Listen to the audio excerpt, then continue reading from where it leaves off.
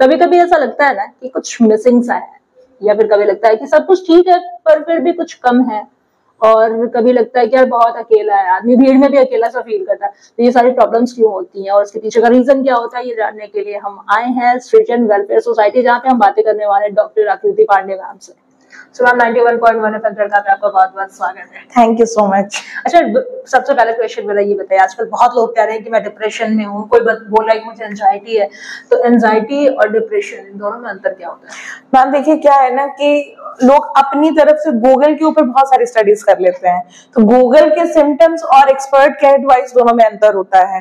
Depression की बात आपने जो कही है कि उसको डिप्रेशन और एंजाइटी को क्लासिफाई कैसे करेंगे, तो एंजाइटी जो होती है क्रॉनिक स्ट्रेसफुल सिचुएशन होती है। हम लंबे समय तक एक स्ट्रेसफुल सिचुएशन में रहते हैं, उसके बाद हमारे अंदर एंजाइटी डेवलप होती है, वो उससे भी ज्यादा क्रॉनिक हो जाती है। अगर उसके ऊपर समय रहते वर्क नहीं किया तो वो डिप्रेशन में कन्वर्ट होती है।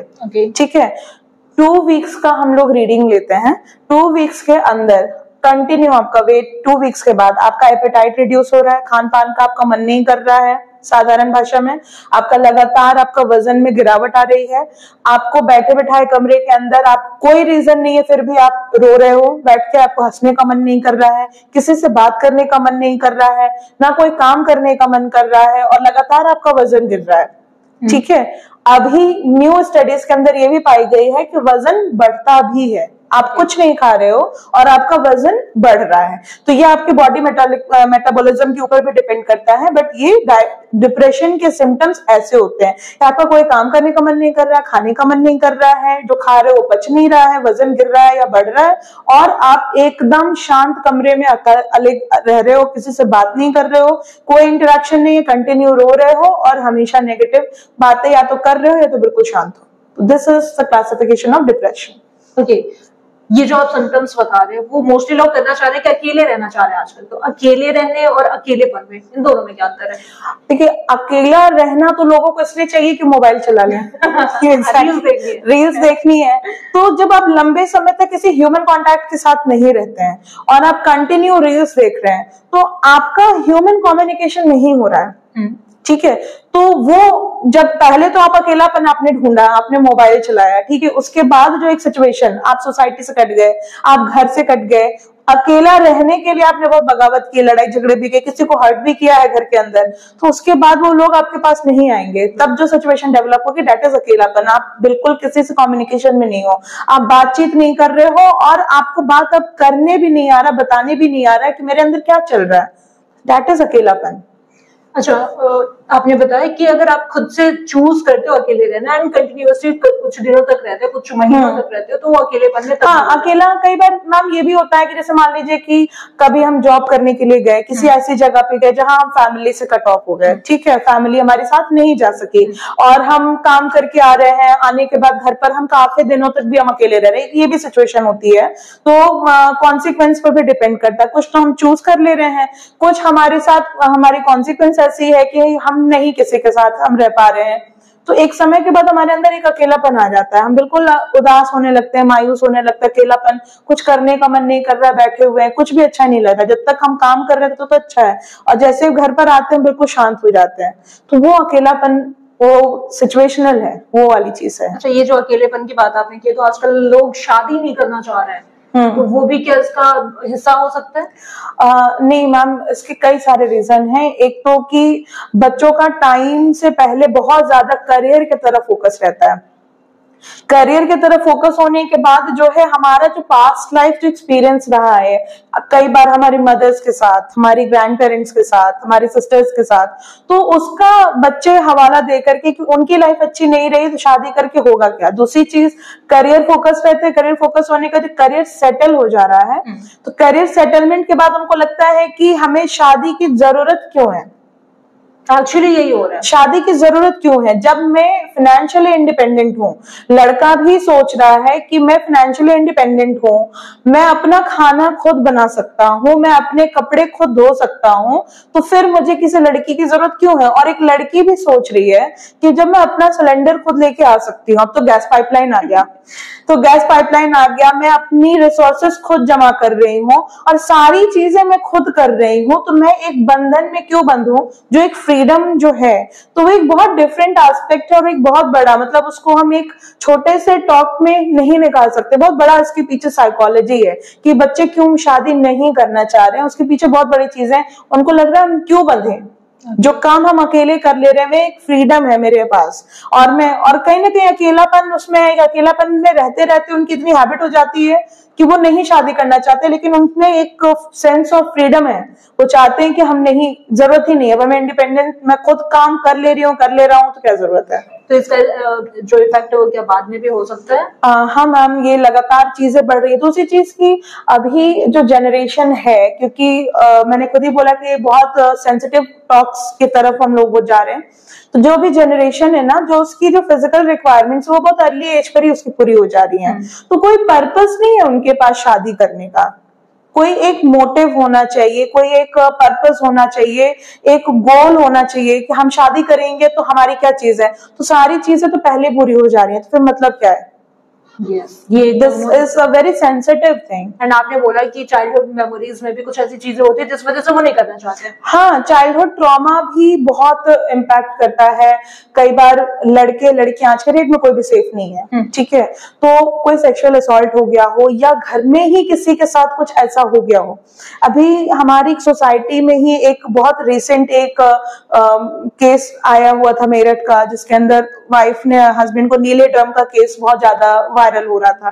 तो अब आप सोचिए कि जो उसकी बच्ची है, उससे पूछा गया कि पापा कहाँ हैं, तो कह रहे पापा तो ड्रम के अंदर है। अब आप सोचें, क्या वो लड़की जिसने उस चीज को पूरे अपने आंख से देखा है, तो क्या वो आगे जाके शादी करना चाहेगी? तो these are the childhood trauma.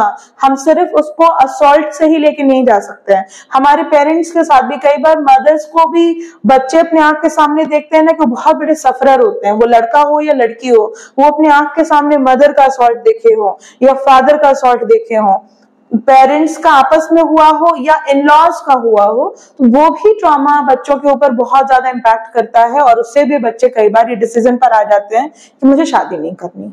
Okay, ये बहुत बड़ा कारण हो सकता है शादी न करने का। अच्छा, आपने चाइल्डहुड की बात करी, तो हम लोगों ने बचपन में एक मूवी देखी थी तारे जमीन पे, अभी वो फिर से आने जा रही है। उसमें जो उस बच्चे को प्रॉब्लम होती है, वो प्रॉब्लम आजकल देखने को मिल जा रही है बच्चों में। पहले इतना नहीं होता था, बट अब आजकल देखने को मिल जा रही है। तो वो क्या प्रॉब्लम थी एंड उसे कैसे, उसका सोल्यूशन क्या होगा? देखिए मैम, जो तारे जमीन पर बनी थी तब न्यूरो डाइवर्सिटी के बारे में ही बनी थी। तो न्यूरो डाइवर्सिटी के केसेस तब इतने ज्यादा नहीं थे। रीजन क्या था कि हमारा सोशल मीडिया एक्सपोजर बहुत ज्यादा नहीं था और मदर्स का नहीं था। मदर्स जनरली होम मेकर्स थी, वो इतनी ज्यादा करियर पैशनेट नहीं थी और महिलाएं घर के अंदर रहती थी। अभी क्या है कि महिलाएं भी करियर ओरिएंटेड है और वो अपना एक फ्यूचर देख रही हैं और हस्बैंड वाइफ दोनों मिलकर के एक अच्छा फ्यूचर के लिए वो करते हैं। तो अभी क्या है कि बच्चों के अंदर बहुत सारी डिस्टर्बेंसेस आती हैं और वो चैलेंजेस जो एक फीमेल के ऊपर आता है, जब वो एक होम मेकर भी होती है और वो एक एंटरप्रेन्योर भी होती है, वो एक अच्छी वर्कर भी है कहीं पे, तो उसका जो एक अंदर जो चैलेंजेस है वो उनके बच्चों के ऊपर जाता है कहीं ना कहीं। तो न्यूरो डाइवर्सिटी के जो केसेस आते हैं, तो तारे जमीन पर आया, अभी आया सितारे जमीन पर, तो ये जो मूवी आमिर खान की जो आ रही है, तो इसके अंदर उन्होंने न्यूरो डाइवर्सिटी के डिसऑर्डर्स को दिखाया है, जिसके अंदर डाउन सिंड्रोम और अदर जो डाइवर्सिटी के जो डिसऑर्डर्स हैं उसको उन्होंने कवर करते हुए सिर्फ लर्निंग डिसेबिलिटी को नहीं, अब ये बच्चे हमारे समाज में जब पैदा होने के बाद ही किस तरीके से वर्क कर रहे हैं, उनके साथ कितने चैलेंजेस आ रहे हैं, उसके ऊपर ये मूवी बनाई गई है कि वो कैसे आमिर खान मतलब वो चीजें, तो वो उन्होंने एक न्यूरो डाइवर्सिटी के ऊपर, ऑटिज्म और इन सब चीजों को लेकर के उन्होंने एक मूवी बनाई है। और जो कि बहुत जरूरी है कि पेरेंट्स को भी इस चीज को एक्सेप्ट करने में, उसको देख के समझ में आएगा कि हमारे बच्चों को किस तरह की जरूरत है। और अगर शायद अर्ली एज अगर उसको हम दे दें, अगर एज दे दें, तो वो उस स्टेज तक नहीं जा सकते हैं। मतलब अगर उसका ट्रीटमेंट पहले हो जाता है तो हाँ, तक वो प्रॉब्लम नहीं आएगी। अच्छा, बच्चों का हो गया, शादी ब्याह का हो गया, बातें ऐसी करते हैं जिसमें कि जो सब में अप्लाई होती है, एंजाइटी। मैंने अभी एक फंक्शन अटेंड किया था जिसमें एक बच्ची को पैनिक अटैक आया था। अब सिर्फ वहां पे स्टूडेंट्स थे, समझ ही नहीं आता करना क्या है। तो अगर ऐसी सिचुएशन किसी के साथ होती है तो क्या करना चाहिए फर्स्ट एड के तौर पे? सबसे पहले तो जिसको मान लीजिए कि पैनिक अटैक आया, वो सिर्फ पैनिक हो गया और सडन उसकी बॉडी जो है शांत हो गई और कुछ भी नहीं कर पा रहे, बैठ गए या फेंट हो गए। वो रो रही थी, बहुत तेज तेज रो रही थी, उसके हाथ पैर कांप रहे थे और वो ब्रीथ करने में उसको प्रॉब्लम हो रही थी, ब्रेथलेसनेस की प्रॉब्लम हो रही थी। तो ऐसी कंडीशन में मैम, चॉकलेट अगर किसी के पास हो तो टंग के नीचे अगर दिया जाए और बच्चे को पहले शांत करा के थोड़ा सा पानी पिला करके और उसको थोड़ा सा शांत कराया जाए और उसको ब्रीदिंग के लिए बोला जाए। 5 to 3 मिनट्स के भीतर भीतर चॉकलेट मुंह में डालने के बाद जैसे सलाइवा से कांटेक्ट होगा बॉडी काम हो जाएगी, एंजाइटी लेवल आपका रिड्यूस हो जाएगा, ब्रेथलेसनेस की जो प्रॉब्लम है वो आपकी प्रॉब्लम सॉल्व हो जाएगी। और उसके बाद धीरे धीरे उसको पानी पिला करके और उसके बाद तब उसकी लाइफस्टाइल को मेंटेन करा कर अगर हम चेक करेंगे ना तो उसमें बहुत सारे इश्यूज आएंगे। टाइम से खाना नहीं खाना, लेट से सोना, लेट से जागना, ये सारी चीजें आएंगी। लेकिन हम पहले इमीडिएट जो आपने मुझे पूछा हम वो भी कर सकते हैं और हम उसके बाद उसमें थोड़ा लिम्का कोल्ड ड्रिंक हमारे पास है, अगर हम वो भी पिला सकते हैं उससे भी बॉडी धीरे धीरे शांत हो जाती है।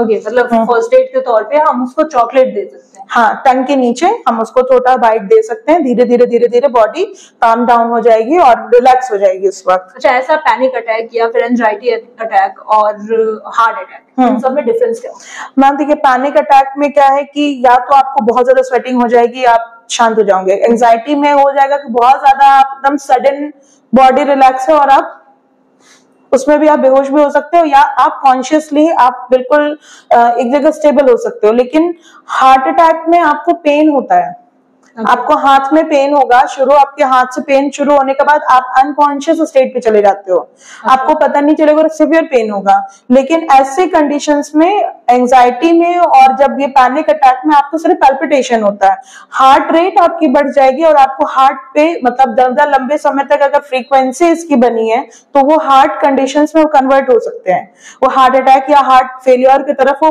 ट्रिगर कर सकता है।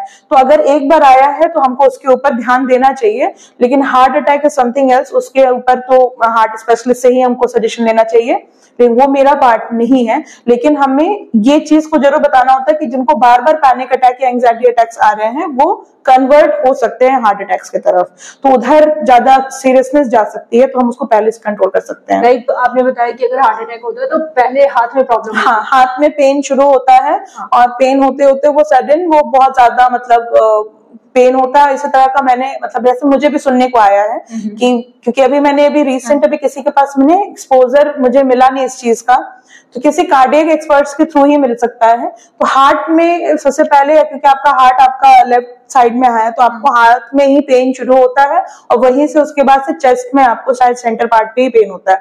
लेकिन जो एंजाइटी और पैनिक अटैक होते हैं उसमें हार्ट बीट बहुत तेज बढ़ जाती है और पल्पिटेशन होता है, स्वेटिंग बहुत तेज होती है और आपका हाथ पैर भी कांप सकता है, होठ में कंपन होती है, इसके ये आते हैं। अच्छा, अभी मैंने रिसेंट में न्यूज़पेपर में पढ़ा कि अपने आगरे शहर में नशा मुक्ति केंद्र में जो लेडीज हैं, जो फीमेल्स हैं, उनके लिए कोई व्यवस्था नहीं है। आपके यहाँ नशा मुक्ति केंद्र है, आपके यहाँ क्या क्या फैसिलिटीज है? मैम हमारे यहाँ MBTI है, मल्टी बिहेवियर थेरेपी, जिसके अंदर हम लोग एंजाइटी, डिप्रेशन, OCD, स्किज़ोफ्रेनिया को भी कवर कर रहे हैं, मेल फीमेल सेक्सुअल प्रॉब्लम्स को भी रिकवर कर रहे हैं और इसके अंदर हम नशा मुक्ति मेल और फीमेल्स दोनों को कवर कर रहे हैं। सबसे पहली बात कि ये इतना सेफ है और इसमें बिना मेडिसिन के और बिना आपकी आइडेंटिटी रिवील के आपको सॉल्यूशन क्लिनिक सेटअप के अंदर ही मिल जाएगा और आपको कोई भी जान भी नहीं पाएगा आप यहाँ पे किस प्रॉब्लम से आए थे। तो फीमेल्स के लिए ये फैसिलिटी मैं लेकर के आई हूँ क्योंकि जो बहुत ज्यादा ड्रग एडिक्ट्स हैं या फिर जो ठीक होना चाहते हैं बिना दवा के प्रयोग के वो ठीक हो सकते हैं। ओके, मतलब फीमेल्स भी अगर चाहे तो आ सकते हैं। अच्छा, आपके पास ऐसा कोई पेशेंट आया क्या जिसको देखने के बाद से आपको लगा कि अरे यार ये क्या है, मुझे भी समझ में नहीं आ रहा है? एक बार एक बच्ची आई थी मेरे पास, तो उसके पास वो प्रॉब्लम कुछ और है, बता कुछ और रही है, मदर कुछ और एक्सप्लेन कर रही। मदर्स का जनरली क्या होता है ना कि अरे ये खाती नहीं है, ये पीती नहीं है, ये टाइम से नहीं उठती है, टाइम से नहीं सोती है, तो मदर्स जनरली वो अपनी प्रॉब्लम ही लेकर के आते, तो एक मिसगाइड। बच्चे के पास कुछ और प्रॉब्लम, अब मुझे समझ में नहीं आ रहा है कि इस बच्चे के साथ क्या, बच्चा बोल ही नहीं रहा है, मदर बोलने दे नहीं रही है। ऐसे कंडीशन में आप रिकवर नहीं समझ नहीं सकते ना कि उसकी डायग्नोसिस क्या बना है, तो कई बार ये चीजें आती हैं। अभी रिसेंट एक मदर आई है, तो बच्चे के अंदर थोड़े से सब्सटेंस अब्यूज के केसेस थे और मदर कंटिन्यू डिनाई कर रही है कि नहीं मेरे बच्चे में ऐसा नहीं है, उस बच्चे को उसका अफेयर था। मदर नहीं लड़की का चक्कर है ही नहीं। अब माँ तो माँ होती है, माँ तो माँ होती है, तो आपको ये एक्सेप्ट करना होगा ना कि आपने भी उस उम्र को पार किया है। आपको एक्सेप्ट करना होगा कि गर्लफ्रेंड या बॉयफ्रेंड होना इस एज में ये कोई बहुत गंदी चीज नहीं है, ये एक नेचुरल हार्मोनल आपका इम्पल्स है और आएगा ही, सबको आता है, आपको भी आया था, बच्चे को भी आएगा। तो इस चीज को एक्सेप्ट आपको करना पड़ेगा कि उस एज में आया है, और आप जब ट्रीटमेंट के लिए आए हैं तो आपको एक्सेप्ट करना पड़ेगा सारी चीजें कि हमारे पास ये चीजें, हम इसको कैसे ट्रीटमेंट दें, और आपको ट्रीटमेंट भी चाहिए। सबसे बड़ी बात है कि आपको चाहिए तो आपको सारी चीजें बतानी भी है, और आपको थोड़ा सा चुप भी रखना होगा ना, पेशेंस भी रखना होगा। फिर आप किसी भी डॉक्टर के पास भी जाओगे, मेडिसिन डॉक्टर के पास, तो आप वहां पे क्या बोलोगे? जब कोई प्रॉब्लम नहीं है तो फिर आप आए क्यों? क्यों आए? अच्छा, मेरे पास कुछ क्वेश्चंस है जिसके आपको क्विक आंसर करने हैं। बिल्कुल, ओके, स्टार्ट करते हैं। फर्स्ट क्वेश्चन है, मेंटल हेल्थ के लिए क्या ज्यादा जरूरी है, अच्छा खान पान या अच्छी कंपनी? अच्छा खान पान। रोना कमजोर होने की निशानी है? नहीं। एंजाइटी डर का दूसरा नाम है? कह सकते हैं, एक तरीके से कह सकते हैं। ओके। नेगेटिव थॉट्स आना डिप्रेशन में जाने की निशानी? हाँ, बिल्कुल। चाइल्डहुड ट्रॉमा का असर क्या पूरी जिंदगी होता है? हो सकता है, लाइफ टाइम रह सकता है ये। ओके। ओवर अचीवर्स के अंदर भी इनसिक्योरिटी होती है? बिल्कुल होती है, लाइफ में पोजीशन खोने का डर हमेशा रहता है। अच्छा, अपनी फीलिंग्स को लिखना ज्यादा बेहतर होता है या किसी से शेयर करना? शेयर करना, ट्रस्टवर्दी पर्सन से शेयर करने से वो फीलिंग्स को विंग्स मिलती हैं और वो निकलती हैं। ओके, वो ज्यादा जरूरी है। फिर ये डर भी तो रहता है कि एक किसी और से शेयर करेगा, वो 3 लोगों का मैंने इसलिए बोला trustworthy person. Okay, trustworthy person, जो कि आजकल मिलते नहीं है। अच्छा, पैनिक अटैक और हार्ट अटैक में क्या सिमिलरिटीज होती है? सिमिलैरिटीज में नहीं कहूंगी क्योंकि मैं कार्डियक एक्सपर्ट नहीं हूँ। मैं पैनिक अटैक की मैं बातें बताऊंगी बस इतना कि स्वेटिंग, पैल्पिटेशन, हार्ट रेट का बढ़ना और एक्सेसिव स्वेटिंग, हाथ पैर में कंपन आना, होठों का कंपन आना, ये पैनिक अटैक है। और हार्ट अटैक के सिम्टम्स के लिए कॉन्टैक्ट कार्डियक्स। अच्छा, ब्रेकअप से उभरना ज्यादा मुश्किल होता है या toxic relationship? Toxic relationship, red flags. Red flags. Okay, thank you so much इतने ढेर सारे क्वेश्चंस आपके आंसर्स देने के लिए। एंड जाते जाते लोगों से क्या कहना चाहेंगे? आप लोग सभी, मैं गोरखपुर के सभी वासियों से जरूर उम्मीद करूंगी कि आप सभी अपना मानसिक स्वास्थ्य, क्योंकि गर्मी बहुत ज्यादा बढ़ गई है, मानसिक स्वास्थ्य को बेहतर बनाने के लिए ढेर सारा पानी पीजिए, अच्छा अच्छा खाना खाइए और अच्छा अच्छा गाना सुनिए। तड़का FM पे आरजे सोनी को सुनते रहिए। धन्यवाद।